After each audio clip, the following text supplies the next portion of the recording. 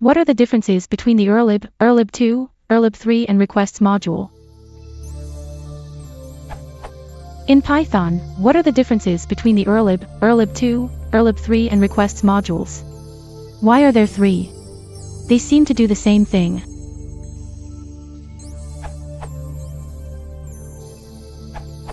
Urllib2 provides some extra functionality, namely the urllib3 function can allow you to specify headers. Normally you'd have had to use urllib in the past, which is far more verbose. More importantly though, urllib2 provides the request class, which allows for a more declarative approach to doing a request. Note that Erlang code is only in urllib, not urllib2. There are also handlers for implementing more advanced URL support in urllib2. The short answer is, unless you're working with legacy code, you probably want to use the URL opener from urllib2, but you still need to import into urllib for some of the utility functions. Bonus answer. With Google App Engine, you can use any of urllib, urllib or urllib2, but all of them are just wrappers for Google's URL fetch API. That is, you are still subject to the same limitations such as ports, protocols, and the length of the response allowed. You can use the core of the libraries as you would expect for retrieving HTTP URLs, though.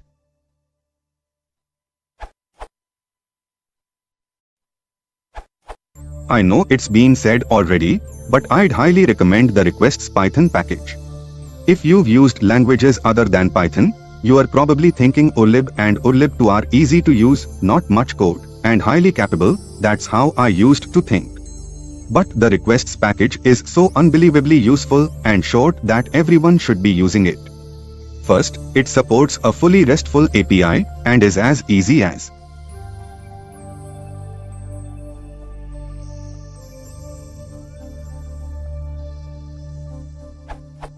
regardless of whether get post, you never have to encode parameters again. It simply takes a dictionary as an argument and is good to go. Plus it even has a built-in JSO decoder. Again, I know JSO.loads isn't a lot more to write, but this sure is convenient. Or if your response data is just text, use. This is just the tip of the iceberg. This is the list of features from the requests site. International domains and URLs, keep alive and AMP, connection pooling, sessions with cookie persistence, browser-style SSL verification, basic digest authentication, elegant key-value cookies, automatic decompression, Unicode response bodies, multi-part file uploads, connection timeouts, .netrc support, list item, Python 2.7, 3.6, 3.9, thread safe.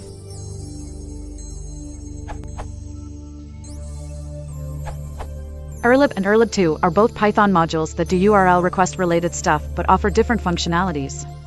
1. Urllib2 can accept a request object to set the headers for a URL request. Urllib accepts only a URL.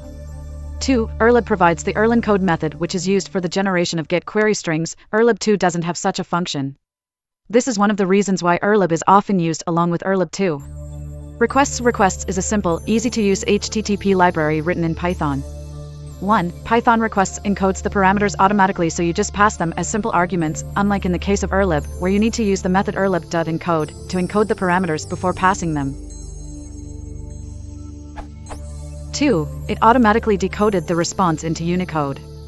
3. Requests also has far more convenient error handling. If your authentication failed, urllib2 would raise a urllib2.url, while requests would return a normal response object, as expected. All you have to see if the request was successful by Boolean response. OK.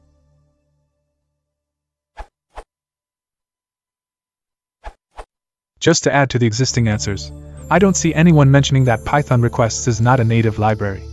If you are okay with adding dependencies, then requests is fine. However, if you are trying to avoid adding dependencies, urllib is a native Python library that is already available to you.